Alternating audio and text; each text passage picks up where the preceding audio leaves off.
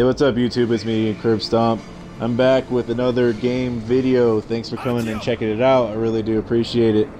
Now, I just had to share this game with you. This is Metro Redux.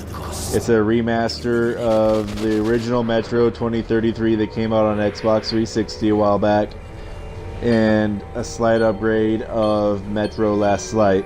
2 games for the price of 1. I picked it up for 17 bucks.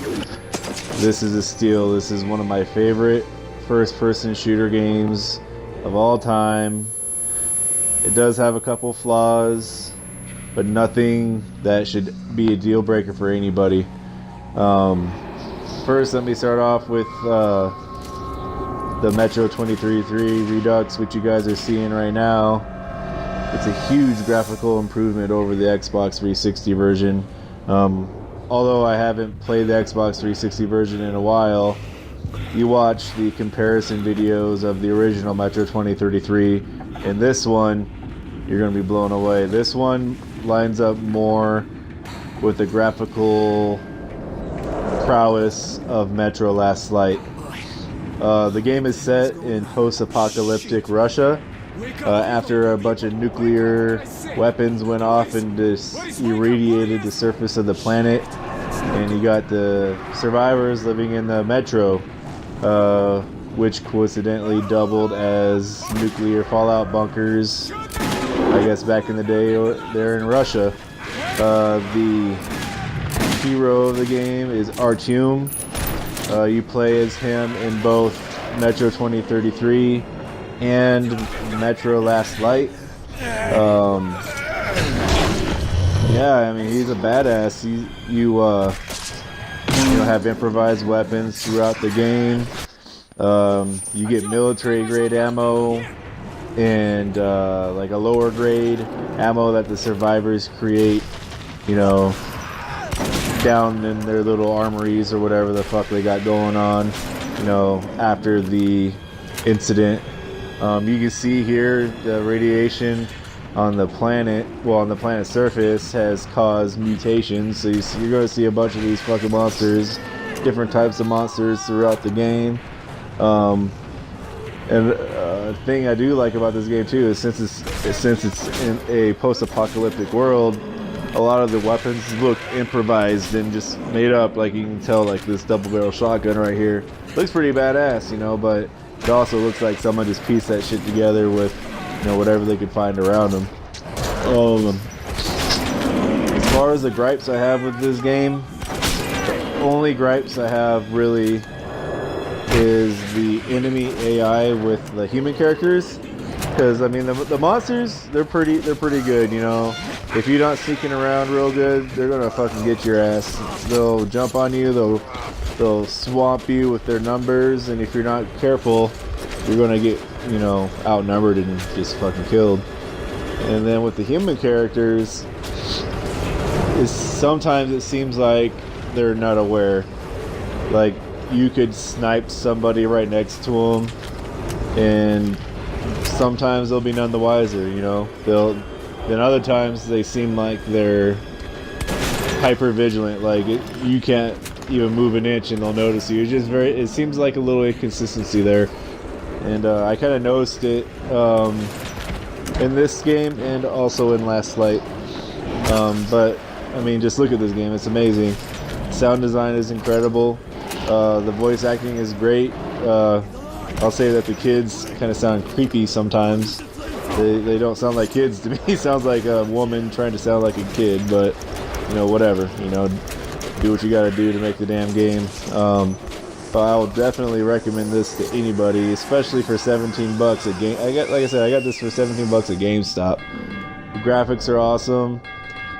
Oh, I also forgot to mention some of the gameplay mechanics. When you go onto the surface of the planet or in certain parts of the metro, it's toxic. Like you can see right here in this next clip, the cracking around the screen is because you have to wear a gas mask in certain areas. Then when you wear the gas mask, you have filters, and the filters run out.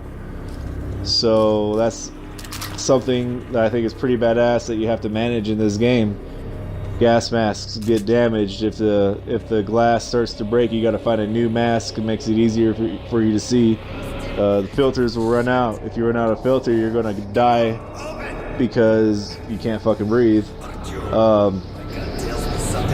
There's a button used to wipe off the blood from your mask if you get blood on your mask.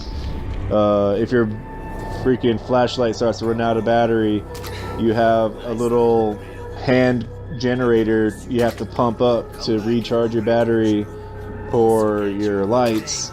You've got an indicator on your fucking watch that'll let you know when you're in a highly radioactive area. You know, the watch in Metro Last Light is a lot better because it's digital, and it'll count down. You'll be able to see it count down to where when it reaches 1 minute is going to tell you need to replace your mask filter.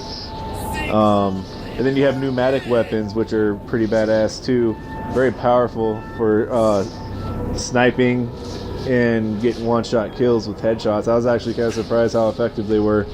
But the thing is, with the pneumatic weapons, you can reload the ammo and everything, but you also got to pump them up to keep the air tanks charged, which I think is pretty fucking cool too. I mean, they've thought of a lot of shit in this game to make it more immersive. The load times aren't too bad. If you die, you're back up in the game within 5 seconds. You know, the game reloads instantly like that. I mean, I've played games where whenever you die, you've got to wait, you know, it's like gotta reload the whole damn thing over again. Not in this game. It's awesome. I can highly recommend this game to anybody that loves first-person shooters. Maybe a little survival horror in here. Well, especially with Metro 2033, which leads me into another cool thing about this game. There's 2 ways you can play Metro 2033 and Metro Last Light. You got Survivor and Spartan. Survivor is going to give you less ammunition spread out throughout the levels, less filters throughout the levels. It's going to make you have to manage your weapon ammo more like a survival horror game. And then you got Spartan, which is going to, I guess, make it more like Call of Duty, for lack of a better comparison, really, because you're going to have plenty of ammo, plenty of filters.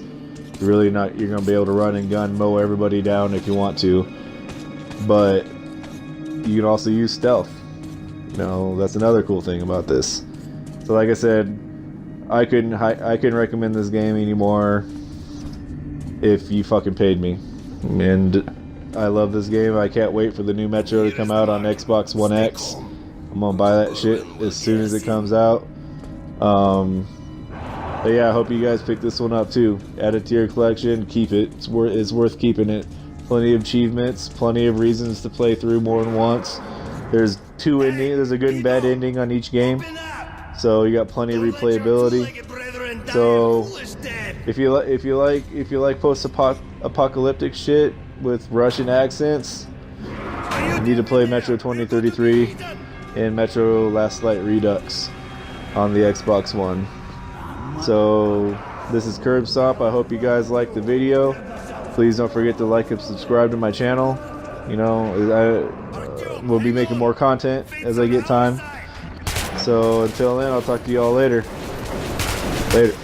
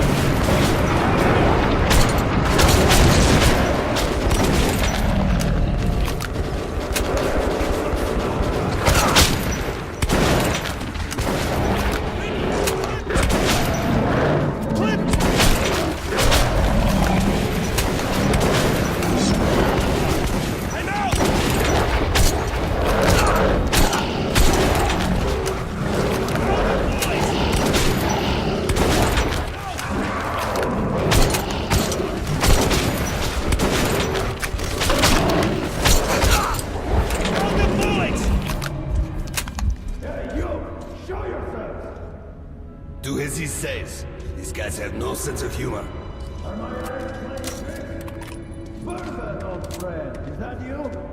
And I'd given up hope of ever seeing you alive again. Simon, look who the snout scared up. God damn it. We stepped in this shit now. Hey, Mikhailovich, what a coincidence. I was just coming to visit you. You hear that, boys? Set out the good dishes. Bourbon's come to visit. Now, don't go running off, Bourbon. We've got a little job to finish, then we'll get back to you. Remember where you should wait for me? I do. You sure? I can help you remember. You get me right? Absolutely.